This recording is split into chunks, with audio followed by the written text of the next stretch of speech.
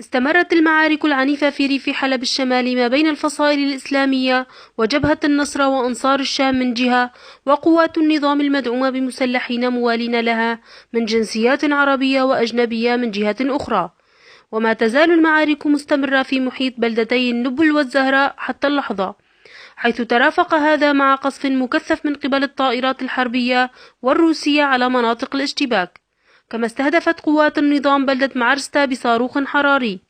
هذا التصعيد العسكري أدى إلى حركة نزوح كبيرة للمواطنين في الريف الشمالي باتجاه الحدود السورية التركية والمناطق ذات الأغلبية الكردية المحيطة بمناطق الاشتباك. وقد أفاد سائر الشيخ وهو نازح سوري من مدينة عندان نزح إلى مدينة عفرين أن قيادات وحدات الحماية الشعبية في عفرين أصدرت تعليمات إلى الحواجز والجنود التابعين لها من أجل تسهيل عبور المواطنين إلى المدينة وريفها.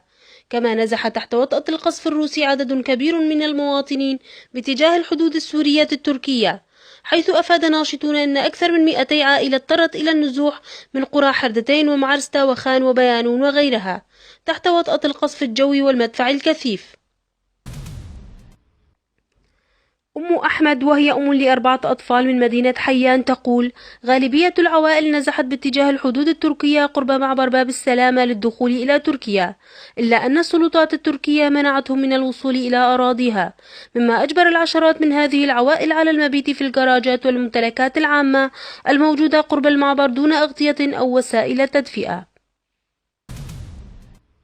ووجه العديد من الناشطين نداءات استغاثة إلى المنظمات الدولية من أجل تقديم المساعدة للنازحين العالقين على الحدود السورية التركية وفي مدينة أعزاز الحدودية حيث يعانون الكثير. ويذكر أن قوات النظام استطاعت كسر الحصار عن بلدتي النبل والزهراء المحاصرتين منذ العام 2012، مما يؤدي إلى قطع طرق الإمداد الرئيسية بين الفصائل المعارضة من جهة وبين الفصائل والحدود السورية من جهة أخرى.